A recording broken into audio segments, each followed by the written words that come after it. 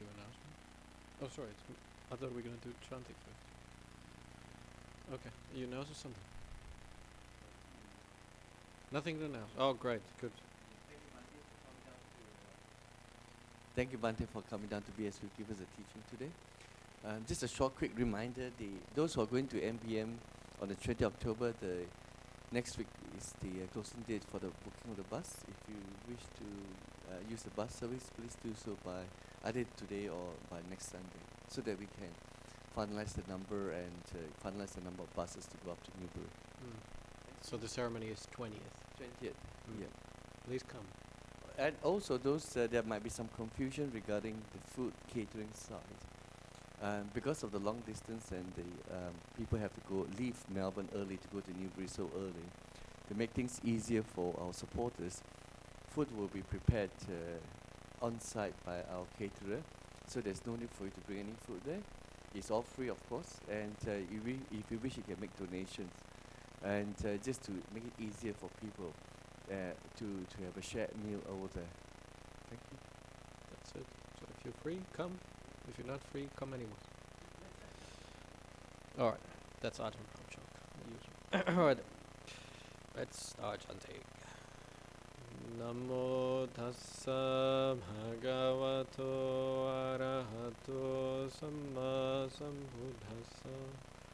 Namo tassa bhagavato arahato samma sambuddhassa. Namo tassa bhagavato arahato samma sambuddhassa.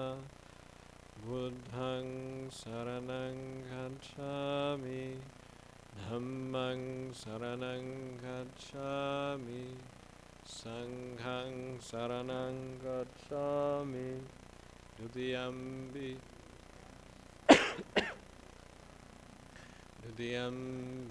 Dhammang saranang gacchami, Dutiyampi Sanghang saranang gacchami, Tadiyampi Buddhang saranang gacchami, Tadiyampi Dhammang saranang gacchami, Tadiyampi Sanghang saranang gacchami, Tisaranagamana nititang. Anatipata Veramani Sikkhapadang Samadhiyami. Adinadhana Veramani Sikkhapadang Samadhiyami. Kame Sumichachara Veramani Sikkhapadang Samadhiyami. Musavada Veramani Samadhiyami. Sura Meraya Machapamaratana Veramani Sikkhapadang Samadhiyami. Iti piso bhagava arahang samma sambuddho. Vichacharana sampanno sukhato lokavidhu. Anuttaro purisa dhammasarathi. Sattha deva manusanang buddha bhagavati. Swakato bhagavata dhammo sandhitiko akaliko. Ehipasiko panaiko pachatang veditabo vinyuhiti. Supatipanno bhagavato savaka sangho. Bhagavato savaka sangho. Nyayapatipanno bhagavato savaka sangho.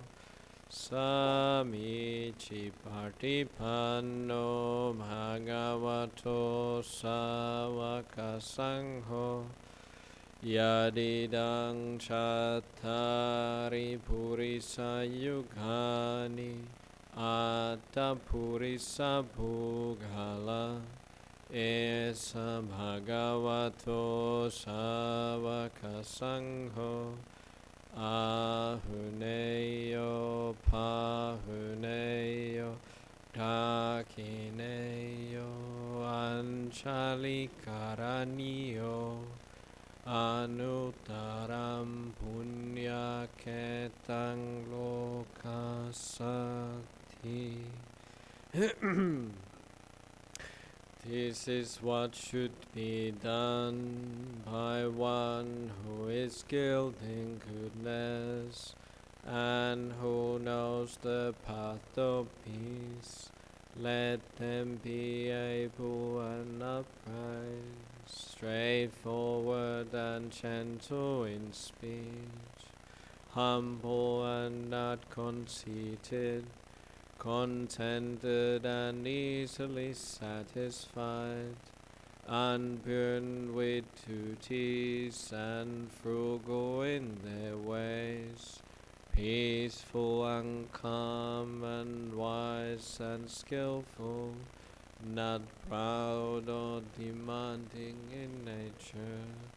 Let them not do the slightest thing that the wise would later reprove, wishing in gladness and in safety.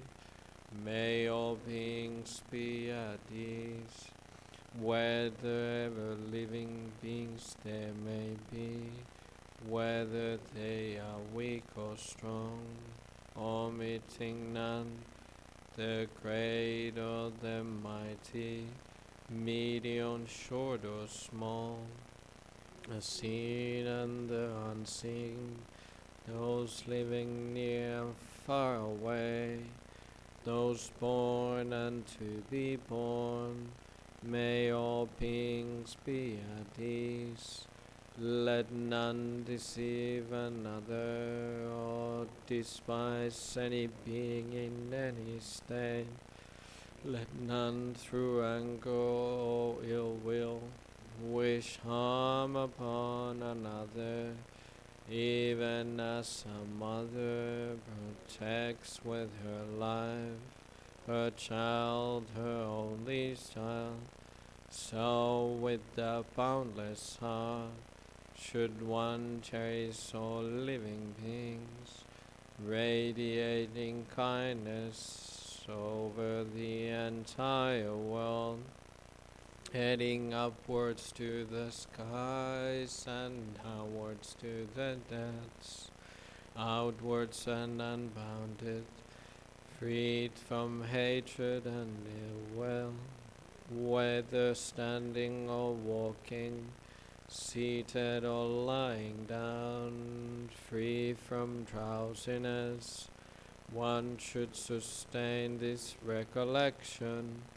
This is said to be a sublime abiding, by not holding to wrong views, the pure-hearted one, having clarity of vision, being free from all sense desires, is not born again into this world. Sadhu, sadhu, sadhu. Very good. Da, da, da. That's my talk. Ajahn Brahm told me once I have to, we should, the monks, when we start a talk, always start with something, like a same sentence, just repeat something and it's easier to go to the talk. And I never came up with anything. I always just start with da da da. So that's my start. Let's see how we're going to talk about today. What should we talk? Oh boy, it's been a busy week. Very stressful week. I bet everybody else had a stressful week. But mine was pretty bad as well. I'm tired. Okay, get some energy going. So, how to deal with stressful situations, which they tend to come in life. Okay, let's talk about that. So, what happened is I had a lot of expectations. I still have a lot of expectations. We're building a new monastery, or not the whole monastery, but the monk side, building huts for monks and building a sangha house office. Everything going well. You're hoping you have all these ideas, and then when your ideas don't come exactly happen how you were planning they would be, you get disappointed. And I feel it's almost worse. I felt it was interesting experience this week. The quality of the workmanship sometimes Australia lacks, and it leaves some to be desired. And I've always been very meticulous. I've worked in construction many years myself, and I was always very meticulous when I was doing it. Actually, I worked with my brother quite many years, and he's always like, stop it. You just have to, leave it at some point. I'm always just trying to get everything right, and no matter what the customer is, whether we get paid by hour, whether we have contract, I always did the best I could. And now that I see certain things that are not done on the best interest on their heart, and they start arguing back, and it gets personal. That's where it gets really difficult for me. And I must really say that first time I've really understood what it means, where your parents sometimes say, I cannot be angry at you, but I'm disappointed. And I understood I never really, you cannot understand really as when your mother tells you that, like they love me no matter what, but they are disappointed what happened. So that's what I felt this week. I couldn't be angry with the young fellas working over there. They're just young guys, and they just want to, and the system is built up so in the industry, I think these days, that it rewards you moving faster and faster. So you do your job really quickly, and then you move on to another one. And if you do it really quickly, they pay you extra for that. So what happens then? You cannot expect really the quality to be really high if you don't pay for the quality. You pay for that it's get done quickly. And then the customer, us as the Buddhist Society, and I'm really, my job is to protect the Buddhist Societies or every individual donations. That I feel that's it. I just don't feel it is my duty to protect the whatever it's been donated. It's my duty to make sure that the funds get used correctly. They are and there's people who donated huts, what we call the kutis. They give a lot of money for that. I have to. It's not because they come to me. I might not even live in those huts.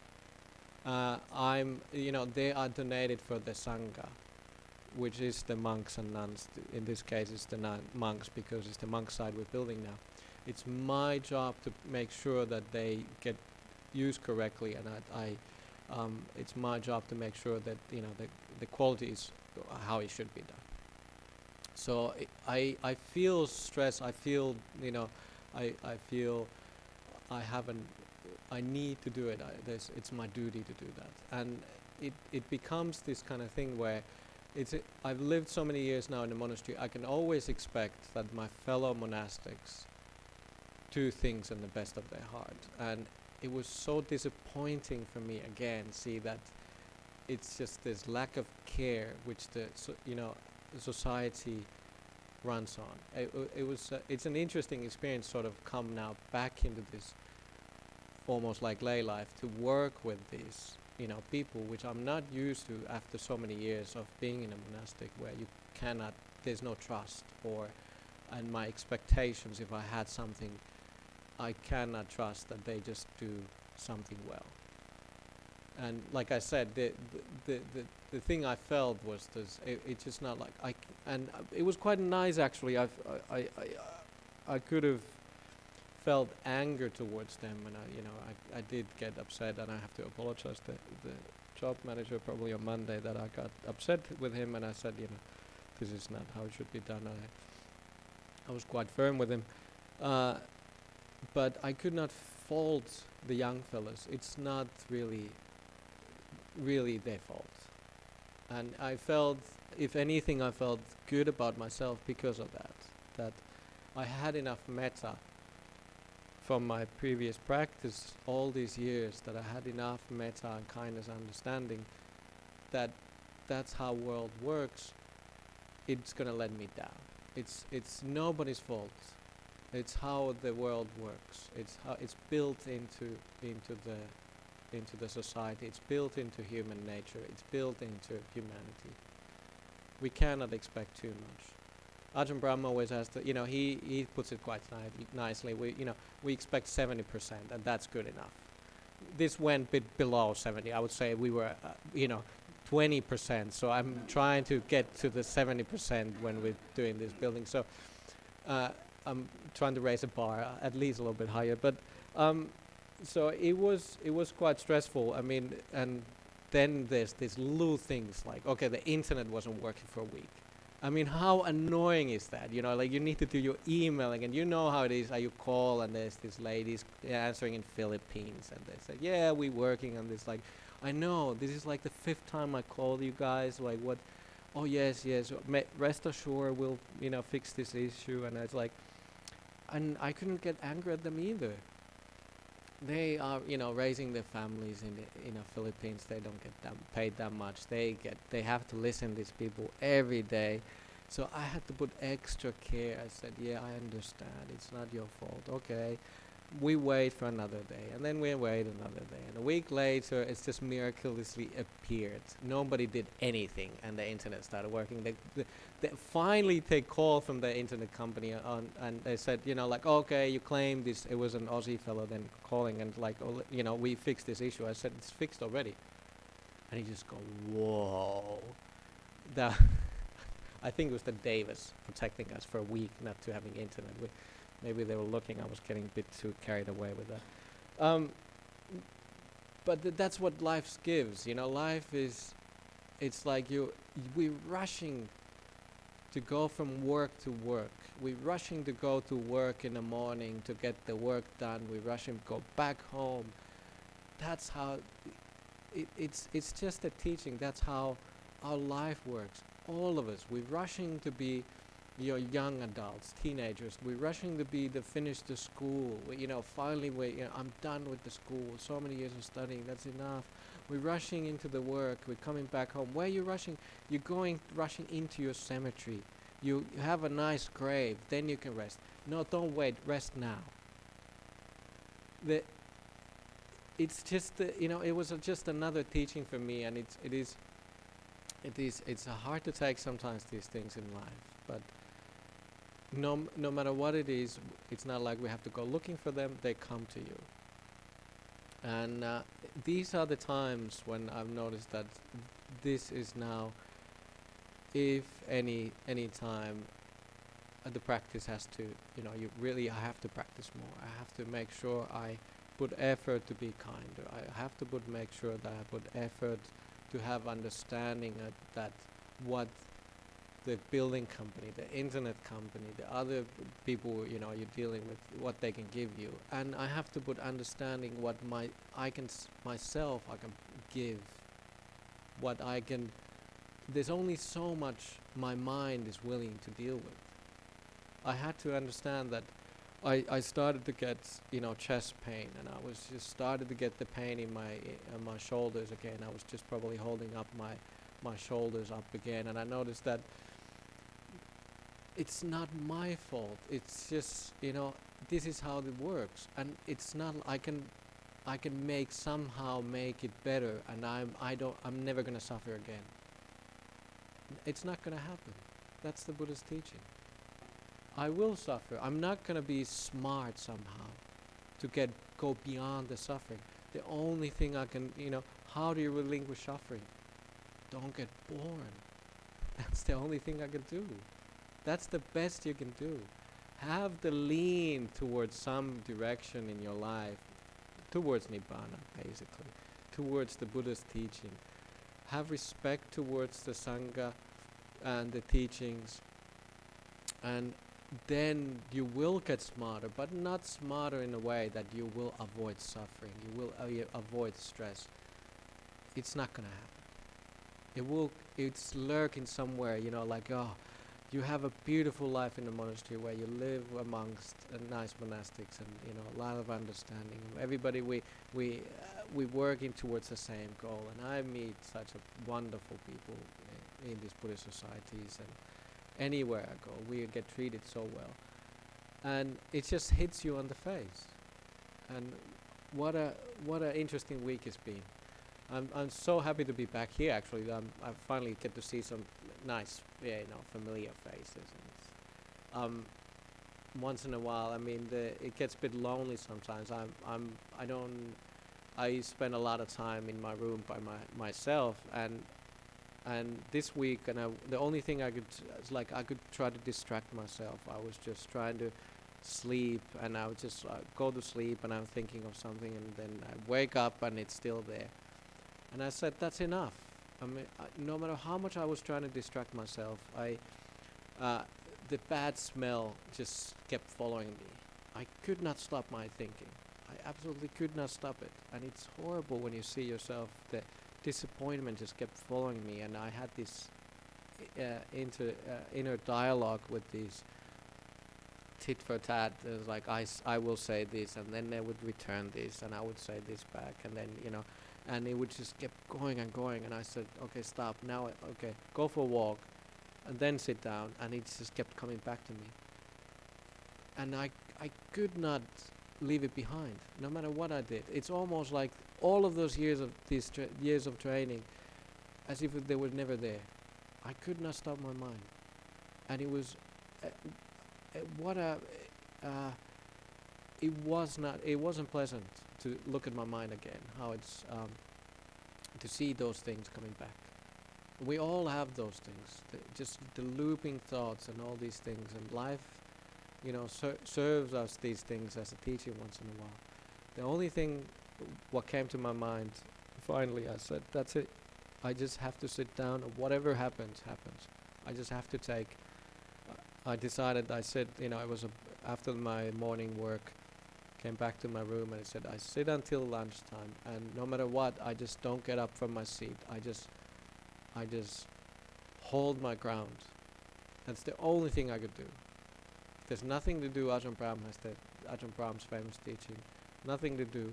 Don't do anything. I tried everything other thing. I tried to, at least I didn't go really start hating these people. At least I had enough loving kindness in my mind, but the looping thoughts were there. What can I do? I could not do anything. So I just sat down and I said, whatever happens, I just have to sit down here for a while. And it's interesting, after a while, first of all, it was just the same thinking. Then I fell asleep. And then I woke up from the sit, and then and the mind just went calmer and calmer and quieter. And eventually it lost the heavy stuff. It didn't completely disappear, it keeps surfacing. But since I have the training, I know that I don't keep grasping into that. Whatever happens, I have to, as a monk, sometimes I have to hold my ground against my own mind. And I just said, I'm just sitting here, and the things get surfacing, and they calm down. And I had maybe 15 minutes of quiet time, and then they came back again. But just that 15 minutes of quietness is enough if you're able to hold your ground. If you keep running away from the things in life, if you just keep distracting yourself, go on, whatever you do, you watch telly, you go on and see football game, you go on a holiday, you watch the news, or anything what makes you distracted. Sometimes it's good. And sometimes the only thing to do is hold your ground. That's it. I'm gonna sit here, and I'm just have to look at my own mind, and it's not pleasant. And most of people are not willing to do that. Sometimes it's not very beautiful to look at your own mind. If things go well, and it's, you know, you have a lot of metta in your heart. It's really easy. The mind tends to quiet down really easily. But sometimes we have those storms in life, and they do come, and they slap you in the face, and there's nothing you can do about it. Remember, don't do anything. Just hold your ground. Ajahn Chah had the simile of, there's the, two kind of farmers, and the other one collects the good things in life. They go into the chicken shed, and the smart farmer picks up the eggs, and he's the smart farmer because he's actually picking the eggs and makes something nice out of it. And those are the, even these difficult things, those are the eggs we're picking up and make something out of it. You make a nice cake out of that. And there's the stupid farmer who goes in the shed and leaves the eggs behind, doesn't realize those are the ones you should be picking, and picks up the chicken shit. And and that's what I was doing. I was just picking up the bad things about these things. Most of the project, seriously, if you come there 2 weeks, I take you to the side, and it's going really well. We have that's an interesting thing. Like, most of the thing is going right, but I'm so meticulous about certain things, and just those things just failed. And what I did, I was the stupid farmer. I was the one who was stuffing my pockets with chicken shit, and I was sitting there, and I could not see anything. It's like you sit on the beach, and your children are playing there, and sun is shining, and everything is nice. What do you see? You just see those mistakes. Those are the real things where you don't have enough wisdom. Buddha said, to be smart, that's not being mindful. You're not being wise on those moments. And I realized that. Everywhere I went, I was carrying the shit on my front pocket, and it was just kept smelling, and I kept sniffing my front pocket, and it smelled bad. But I could not help but to do it. So I just had to say, that's enough. I have to just hold my crown and just let the smell be there, not to try to run away from it, because it will come with you. It will follow you anywhere you go. Sometimes you just have to say, that's it. I have to now use this as the fertilizer. You put it underneath the mango tree, like Ajahn Brahm says. I don't like mangoes. They don't agree with me. I don't like apples either. What do I like? I don't know where to put it. Radishes, no, potatoes. My family used to potato farms. Go into your potato field and fertilize it with your chicken shit, and then you have nice potatoes. Make whatever is nice potato dish. I was a chef also, so anyway, so make something nice out of the potatoes. We have to be able to use those things, not to look negatively on these things. But I said, yes, it was my job to do this thing. I had to hold my ground to make sure that the Buddhist Society of Victoria's what we're giving to the Buddhist Society donations get used correctly.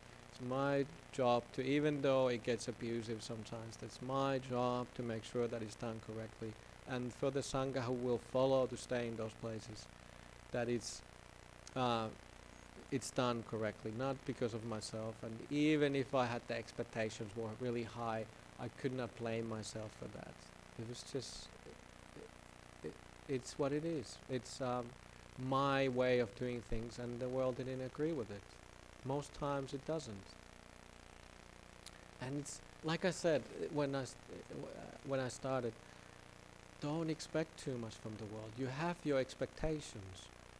Lower your expectations. And if your expectations get crushed, your partner didn't turn out as the dream, which I don't think most of the time it turns out like a dream.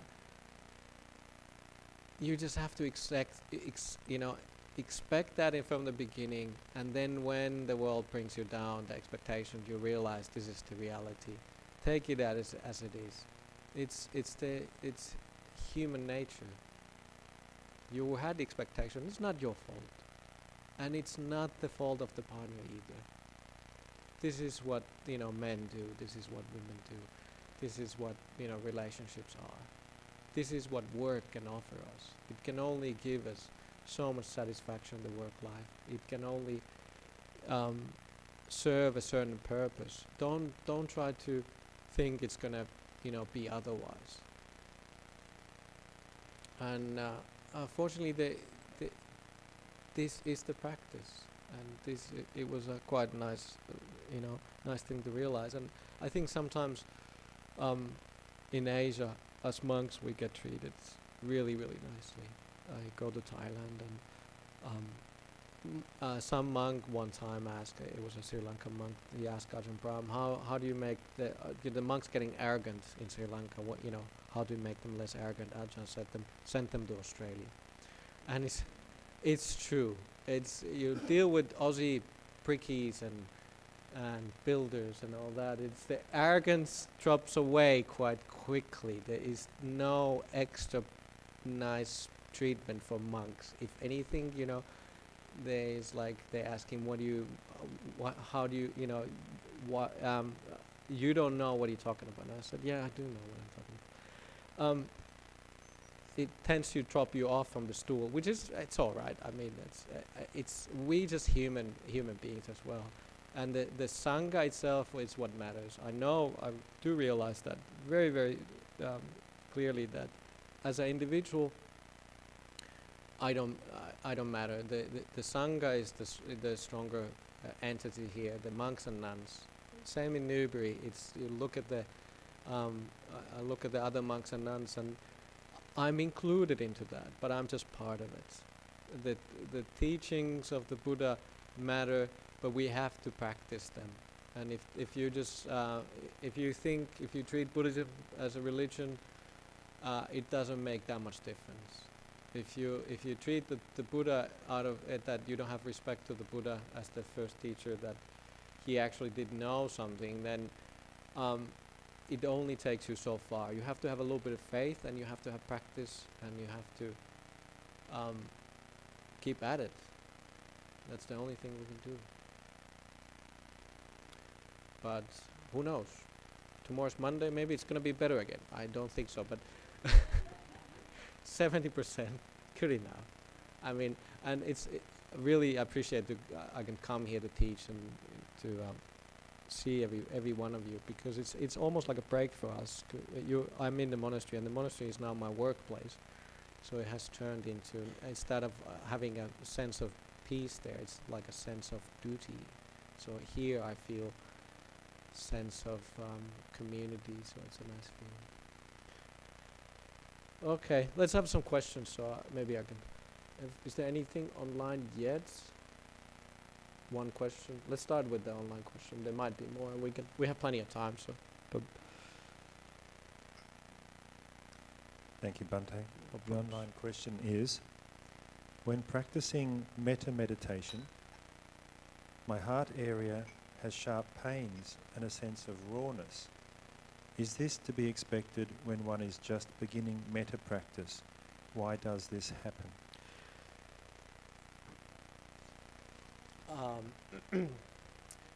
I don't know. Why would you? The interesting thing, it is true. Like I said, I had this week. I started to notice that I have enough mindfulness after being in the monastery for 10 years and listening to teachings long enough that there's some. Your body is an indicator of anything. What happens in your heart, in your mind, whatever. I like the idea that, and we call they translate the chitta, the mind, sometimes as a heart, and it's your heart determines that. In Europe they used to call your guts. Like that's why we have the gut feeling. They used to say, instead of your heart, your gut feels for this lady. That would be an interesting way of saying it. Like, my stomach feels that I like this girl. But that's actually the gut feeling, that instead of having a heart, you feel for your heart.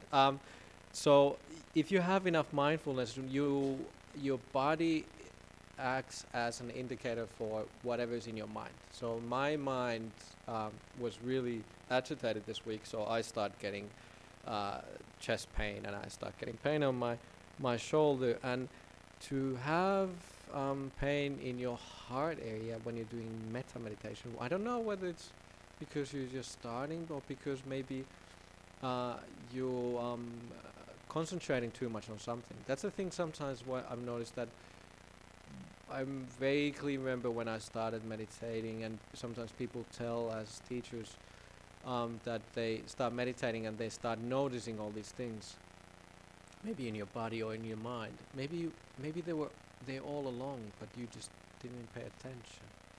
So sometimes you start paying attention to something and you realize, I don't like it. But you never noticed that it was there all along. You were carrying that everywhere with you before.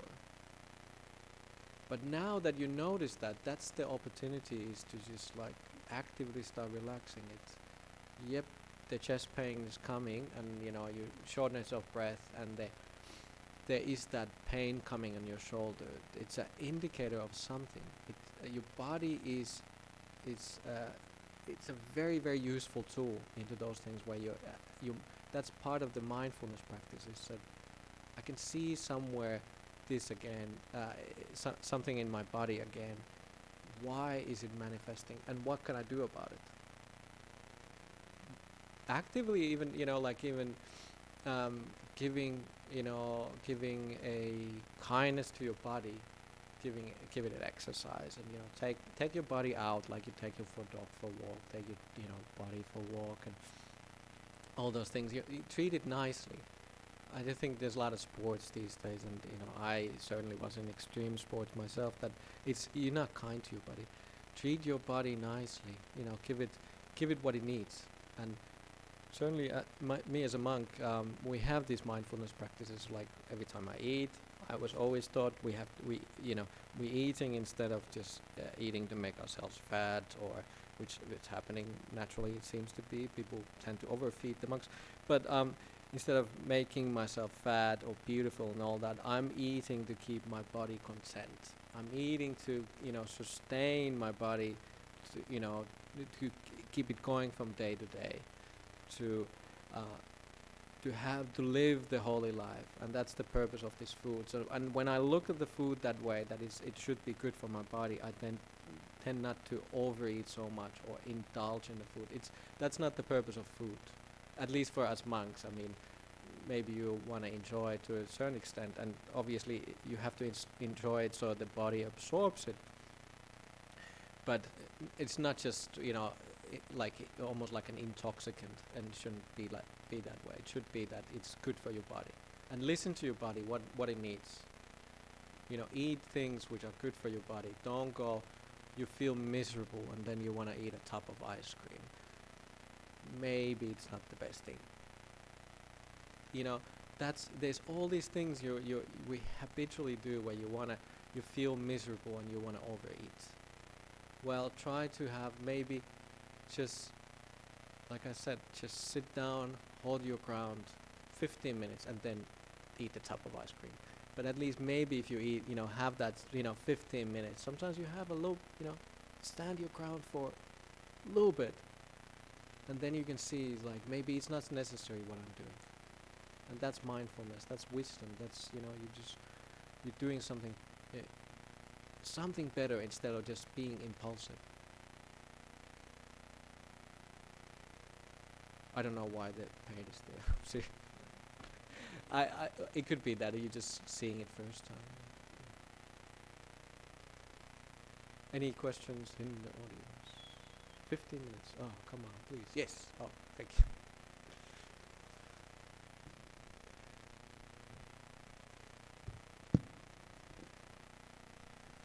I'm sorry, Bhante, that you had a stressful week. But I wanted to revisit your lesson of today. What I'm understanding, and probably out loud so I can memorize, it feels to me the turning point was the surrender.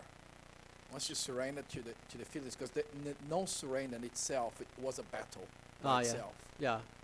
So it's a double question, so I'm going to cheat a little bit. So something happened to me this week was very similar to the story. I was in a hotel and I was share bathroom, and I was shaving in the morning. This gentleman walks in and look at me, say good morning, very gentle, but he says, "Oh, what a drag. We need to share bathrooms, and this is painful. He was gentle, but I was like, oh, this is a drag. That's pretty bad. And he walked away. A few seconds later, another man walked in, and he smiled at me and said, good morning, how wonderful, great day. Like, we get to meet new people, we get to say goodbye, we get to say hi, we get to say goodbye. And I just thought, like, okay, that's the same bathroom. What's happening here? And there for me, the lesson was, I think it's a question, actually. I feel that not having others around us living by the same mindsets and the same standards, I personally feel that we don't need to necessarily change the will, but perhaps change the actions and surrender when those actions or the expectations are not met. So the question back to you on this whole story is, where I re-engineer my will, and where I re-engineer or rethink about my actions or my reactions to those things that don't happen, and where is the surrender perhaps the first step in changing that perhaps anger or any negative feeling you might have from so it's a complex answer, but a question, but I hope that makes sense. 5 questions by now. Sorry. No. Yeah. I understand. It's interesting story, and it's nice that when you make it into a story, and then it becomes vivid in your mind. I know what you're saying exactly. Somebody comes and one says it's horrible, and another comes like, maybe you shaved and then you look better. I don't think there was that's the thing, exactly right. It's like your perception is skewed to a certain way, and other person's perceptions. And are we gonna change ourselves? No. Don't. That's the Buddhist teaching. We don't try to change ourselves. This is not a self-improvement class. Don't try to improve yourself. What we're trying to do is change our perceptions. Really, that's why loving kindness meditation, if you don't have metta, you won't get along in the practice very far. If you don't have softness, kindness in your heart, your meditation will never kick in. It just won't. If you have a rigid mind, controlling mind, you won't be able to look your own mind for too long. You can only tough it out so long. Like I said, sure, I said sometimes you just have to sit down and say it, but I had enough, in the beginning, enough softness so it didn't go into hatred. So are we trying to change our will, was your question. The will doesn't belong to you. Your will belongs to your mother. Your will belongs to your father. Your will belongs to the society. It doesn't. It's a strange concept in Buddhism. There is no self. Will is almost like the worst thing what people possess in what they hold onto. This is my will. At least I can make decisions. No, you don't. Don't think you can change your will. You can only change really you can only see that as it's conditioned. Your will is conditioned. And that's why if there's enlightened beings, if somebody's further on the path, they can see all of these actions I'm doing, this will of mine, it does not belong to me. And that's how they are freed from that wrong view of I'm doing something. No, you're not. It's just conditions taking you from one place to another. So don't try to change your will. It's almost like you're fighting your own mind. Who's fighting your mind? It's a paradox. You cannot fight your own mind. You can't really. Better thing is, if anything, is to have loving kindness, softness. Look at kindly your will. Okay, here's my will again. I want to do these things, and I prefer not to stay in the same bathroom with other people, or it's nice to see other people in the same hotel in the bathroom when you're shaving in the morning. You can have a conversation, and it's not yours to change anything.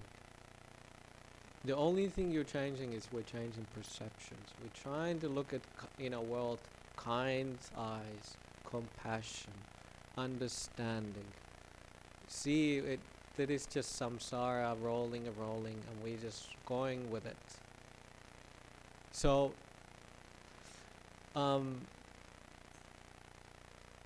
it is good to like you said, and his perception was one way, and the other person, when he came, he enjoyed it.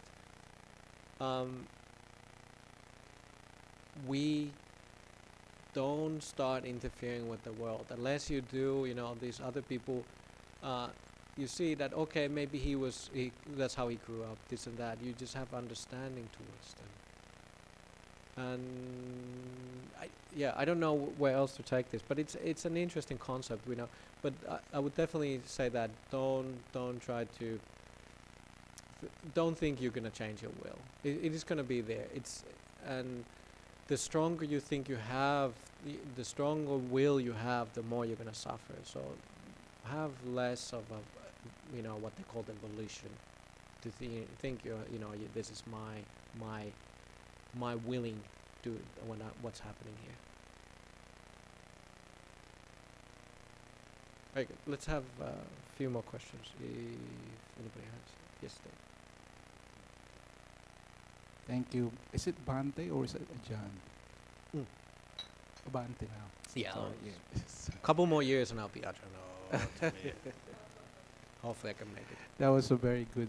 That was a great teaching on Bhante. It's the same thing with me when I do have some attitude problems with others, and it feels like a will that I have to get angry at other people or be nice to other people. What I always do is come back to your metta. Yeah. Whatever I feel, whatever my metta is, my will changes. Yes, exactly. That's good. Okay, good. I Yeah. like that.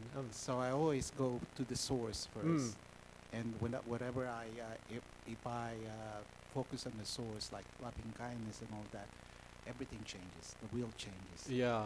The So that's why you intention see. changes. Yeah, exactly. And it's not permanent. Yes, There's no permanent exactly. essence in your will. It's not like you were born with this will and this is no. That's it. And it loving kindness, you learned it from the Buddhist, different teachers, and then you learn how to, you apply that exactly, and that changes your will into that direction. Yes, and the one thing I learned today is that I don't own my will. No. If you would own it, you could will it to be otherwise. Yes, exactly. It's like, may my willing be this. May my That's a really the Buddha's teaching and the basic teachings. The Anatta Lakkhana Sutta, where it says like, if your body would belong to you, you could say, let my body be this way. I have anxiety. Okay, I can just let it go. Can you? No, you can't. Mm-hmm. May my Yes. mind be this way. Can you stop being angry? No, you can't. The only thing is like listen to the teaching and say, yep, what do I do now? Add softness into it. Remember what's I'm not being smart now. All those things. Keep listening Dhamma and keep practicing it. Yes. The other question. Okay, so Bhante let's is- go to the question. yes. Yeah. This is in relation to your problems with the contractors. Could you have had another householder perhaps who would liaise with them, so you don't have to do it? We're taking volunteers. Yes. Okay. Yeah. Yes. You have to be very committed. No, yeah, obviously, sure. I understand what you're saying. We have a very, very good team behind me who are, they taking time off from their work, and so much time now people have put into that, and they're very committed. And that's if you ever, decide to do something in the Buddhist Society, it's a great, wonderful. Please, help us. Society is always we need people who do certain things, but commit. And we have a beautiful people who are behind us who are very, very committed. But the problem there is they cannot be there every day, and I live right next to it, so I go there, and that's my expertise. I used to be in a building, so they trust me to be that, and I feel that we're the customer maybe. So it's all right. I mean, it was just. It's a learning experience, and in a few years' time, I can look at it. That it's really, it was a wonderful thing we did. It hurts now. I recognize that, and I need to put more effort into my practice now, and I have to ask forgiveness for other people if I got angry with them, and we move on. And these young fellows who were doing, I said, I don't feel angry at you, and I said, I hope they can keep working for us because they are now going to do well. They're going to do a good job because they know we are expecting certain things, and we appreciate them being there. So they're learning as well. It's just samsara. Yeah.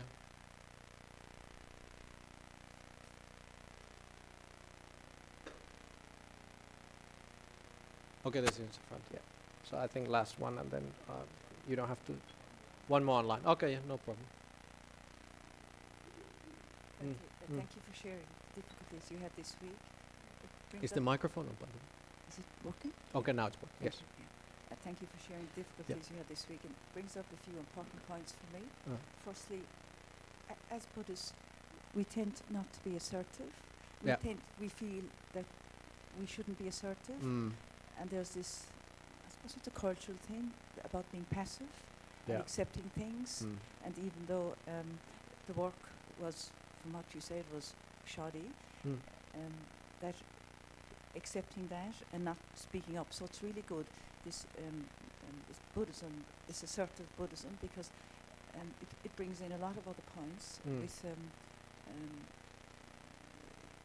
abuse among the Sangha that's happened in other countries. Yeah. And so it has sort of going under the radar a bit. That's the thing. It was like we are sometimes. Yeah, I'm sorry to speak over. Please continue. No, well, that's the first point. Yeah. So. That's the problem. Never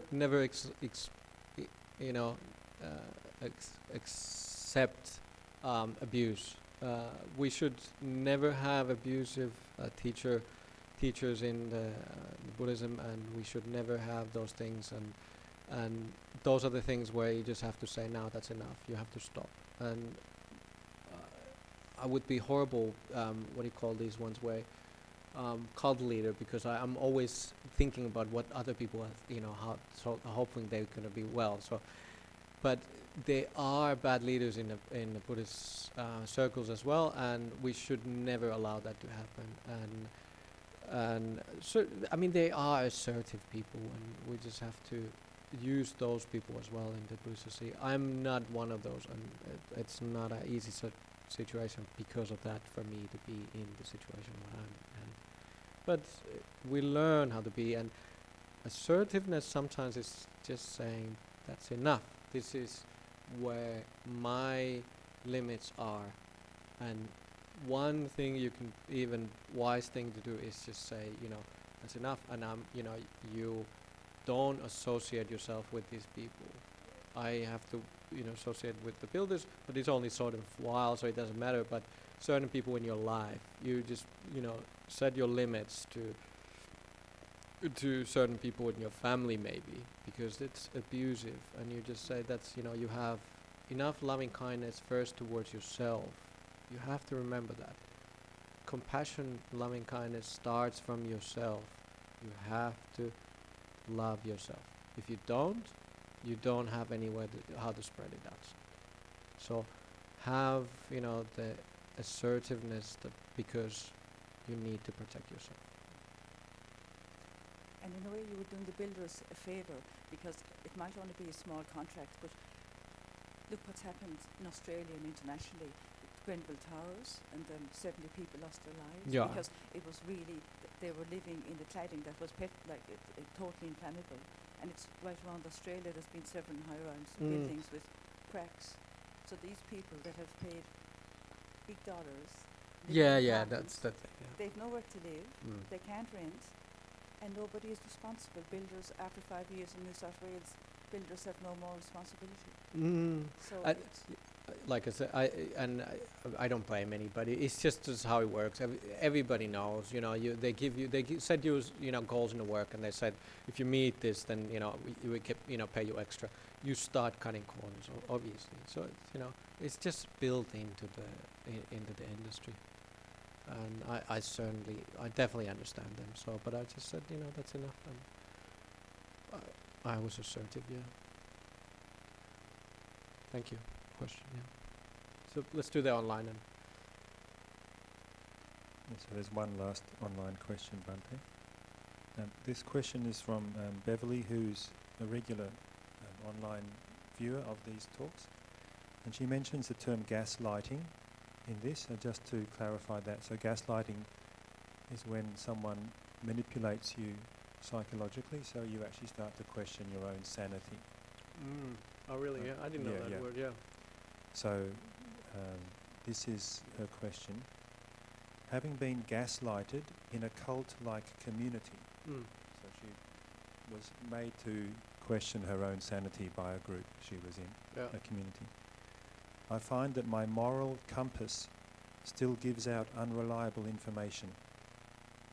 I find I unknowingly act without wisdom and have hit a brick wall in my practice.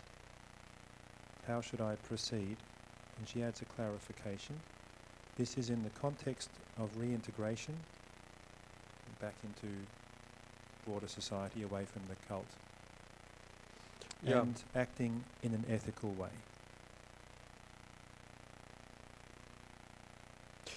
Want me to repeat the question? Or No, that's fine. Unfortunately, I don't have a really lot of time to answer that, and it's a very complex question, and it's quite a specific question. So the interesting, I didn't know the word gaslighting. I might have heard it before, but in those kind of situations, like whatever leads into the kindness of the heart, and whatever leads into peaceness, letting go, relinquishing of those hatred, it's good.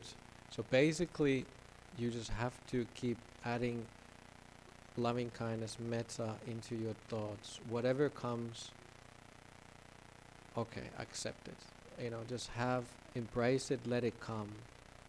If you try to push it away, those things in life, they get bigger. It's there's the very common, well-known simile from Ajahn Brahm. It comes from the sutras. Does it? No, it's a commentary.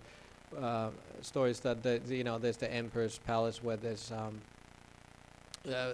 ugly monster, smelly monster comes in, and then everybody's trying to push it away, and they poke it, and start yelling at it. We don't want you here, and it grows bigger and bigger, and uglier and uglier, and smellier, and that's we know how it works in the mind, and that's what happened to me this week, when my monster was growing bigger and bigger, and I felt worse and worse about myself. But when I said, okay, that's enough, and I accept it. If it's in the mind, please just, whatever mind you want to do, I'm just going to sit here for the next, half an hour, and I'm just going to look at it with as open as I can, not try to change it.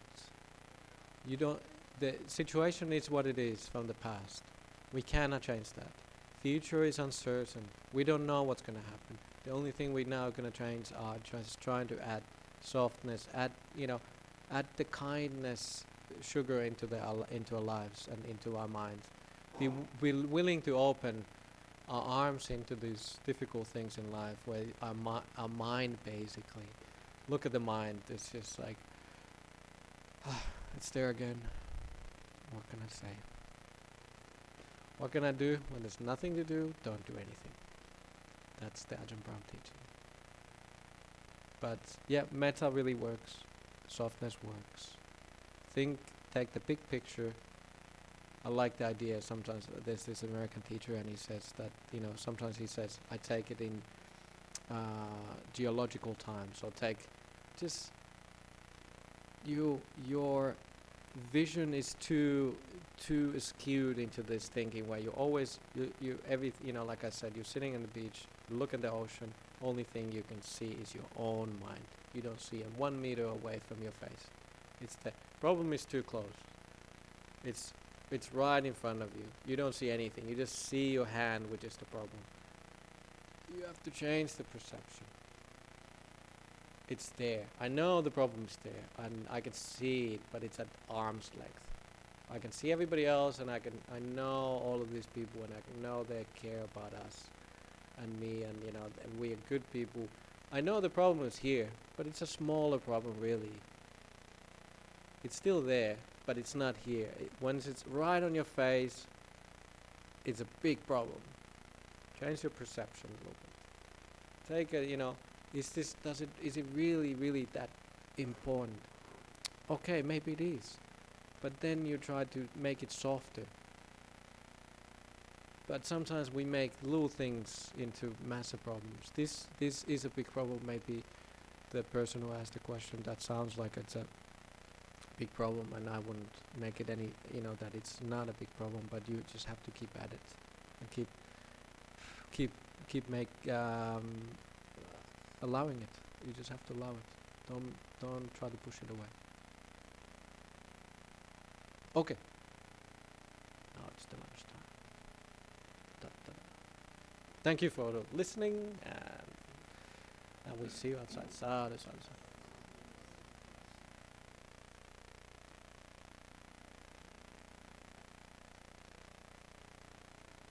Bowing down to the Buddha. Okay, let's bow to the Buddha.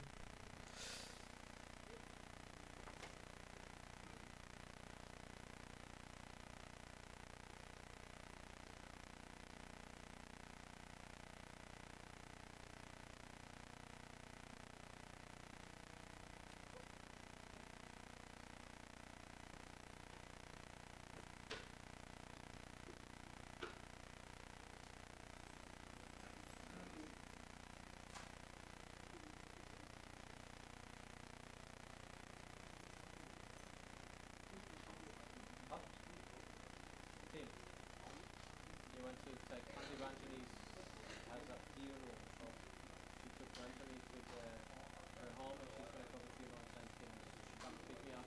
We have the Phoenix class today. Hey, cup of coffee, yeah. No.